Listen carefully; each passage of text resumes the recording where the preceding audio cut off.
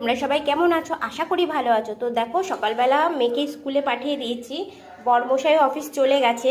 তো আমি এখন মেয়ের জন্য, মেয়ে স্কুল থেকে এসে খাবে কি, আমার কালকেকার ভাত আছে, সেই ভাতটাকে আমি ভাজা বানাবো ফ্রাইড রাইসের মতন। চলো রেডি করি। এখানে আলু কেটে রেখেছি, পেঁয়াজ কেটে রেখেছি, এটা শসা, এটা বাদ দাও, এটা আমি স্যালাডের জন্য। তো আলুটা আমি এইভাবেই কেটেছি, নর্মাল ঘরে খাবো তো, অত শৌখিন দরকার নেই। এখানে কড়াইতে আমি তেল দিয়ে দেবো, সাদা তেল, দেখো সাদা তেল দিয়ে দেবো।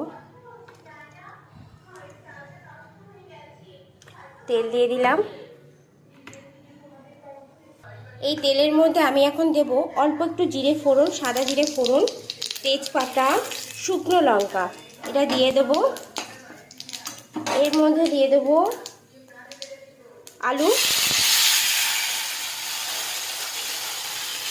দিয়ে দেবো এর মধ্যে পেঁয়াজ কুচনো।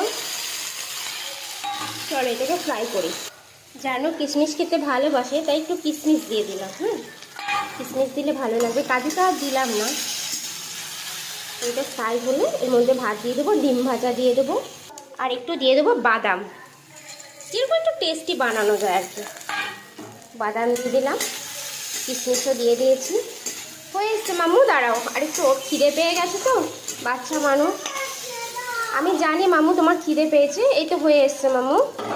ওকে, দেখো বন্ধুরা, আমি ভাত দিয়ে দিয়েছি, ভাতটা দিয়ে ফ্রাই করছি।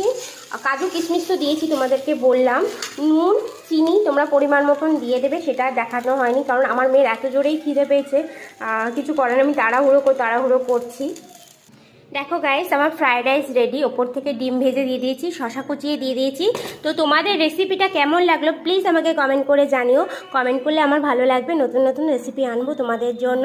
তো দেখো, আমি এটা ঘরোয়া ফ্রাইড রাইস, মানে ঘরোয়া ভাত ভাজাই বলতে পারো, ঠিক আছে। তো চলো, সকাল সকাল ভাতগুলো কি নষ্ট করবো বলো, তাই ভাতটা ভেজে নিলে একটু টেস্টি হয়ে গেল, খেতেও ভালো লাগবে। চলো বাই বাই গাইস, ভালো থেকো তোমরা সবাই। ভালো লাগলে do like share and subscribe করে দিও প্লিজ।